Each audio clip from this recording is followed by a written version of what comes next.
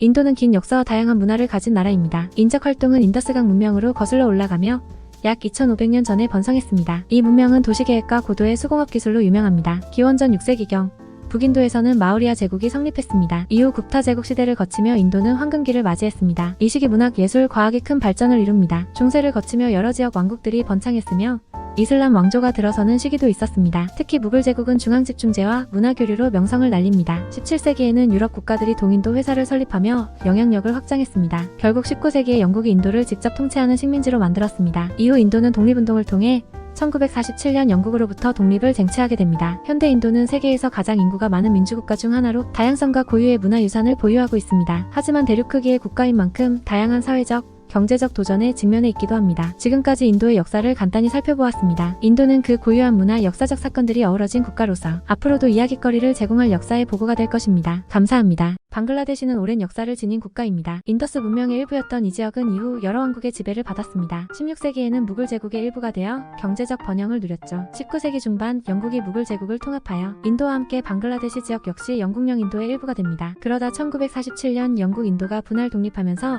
이슬람교도가 많은 지역으로 파키스탄이 탄생했고 방글라데시는 당시 파키스탄의 일부였던 동파키스탄이 됩니다. 동파키스탄은 서파키스탄과 문화적, 언어적 차이를 겪으며 소외감을 느낍니다. 이러한 불만이 1971년 독립전쟁으로 이어집니다. 이 전쟁은 인도의 군사적 지원과 국제사회의 지지를 받으면서 동파키스탄은 결국 방글라데시로 독립을 선언합니다. 독립 후 방글라데시는 정치적 혼란을 겪었지만 오늘날에는 경제성장과 사회 발전을 위해 열심히 노력하고 있는 국가로 변모하고 있습니다. 방글라데시는 섬유 산업을 중심으로 경제 구조를 확립하였으며 국제사회에서도 중요한 입지를 다져가고 있습니다. 이처럼 방글라데시는 다양한 문화적 배경과 역사적 사건을 겪으며 오늘날의 모습을 이루었습니다. 스리랑카는 남아시아에 위치한 섬나라로 인도의 남동쪽에 있습니다. 고대부터 중요한 해상무역길에 위치해 외국 문화와 상업의 영향을 받아왔습니다. 역사적 기록에 따르면 스리랑카는 기원전 5세기경 불교가 도입되면서 안두라다푸라 왕국을 중심으로 번영을 구가했습니다. 이 시기에는 대표적인 석조 건축, 시기리아 산의 사자, 바위 요새와 같은 문화유산이 남겨졌습니다. 중세에는 특히 빛나는 청동기 문화가 발달했으며 캔디 왕국이 마지막으로 독립한 왕조로 남아 1815년까지 유지됐습니다. 유럽 열강의 이목을 끈 스리랑카는 16세기 포르투갈,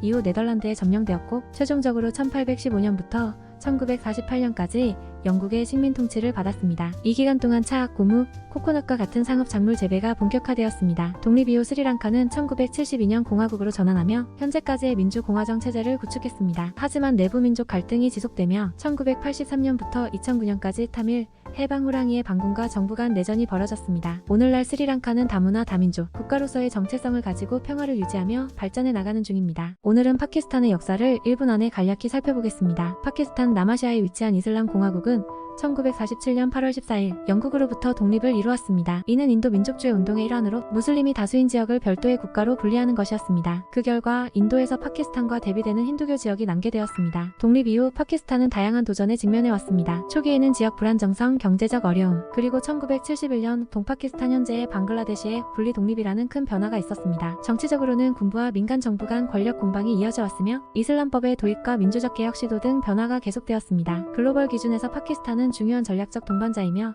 특히 미국과의 관계, 중국의 1대1로 프로젝트 등 국제정치에서 중요한 역할을 하고 있습니다. 이상으로 파키스탄의 역사에 대해 간략히 알아보았습니다. 이 영상이 여러분에게 유익한 지식을 제공했길 바랍니다. 감사합니다. 네팔은 히말라야 산맥과 인접해 있는 남아시아 내륙국으로 이곳은 BC 800년경부터 인간이 거주했다는 증거가 있으며 여러 소국가가 서로 교류하며 성장해왔습니다. 12세기부터 18세기까지 네팔은 세력을 확장하는 과정에서 여러 개의 독립된 왕국들로 나뉘었습니다. 특히 카트만두 계곡 주변의 마하잔파투스라 불리는 도시국가들이 두드러졌습니다. 1768년 프리티비 나라얀 샤왕에 의해 통일된 이후 모던 네팔의 기초가 완성되었고 이 시기를 네팔 왕국의 시작으로 볼 수 있습니다. 프리티비 나라얀 샤 이후 네팔은 통치체계를 확립하며 안정을 찾아갔습니다. 19세기 초 네팔은 영국과 여러 차례의 갈등을 겪었으며 이는 1814년부터 1816년까지 이어진 네팔 영국 전쟁에서 절정에 달했습니다. 전쟁은 세군코티 조약을 통해 마침표를 찍었고 네팔은 일부 지역을 영국에 양도하며 국경이 축소되었습니다. 20세기 말에는 민주화 운동이 활발해지면서 1990년에는 입헌 군주제로 전환했으나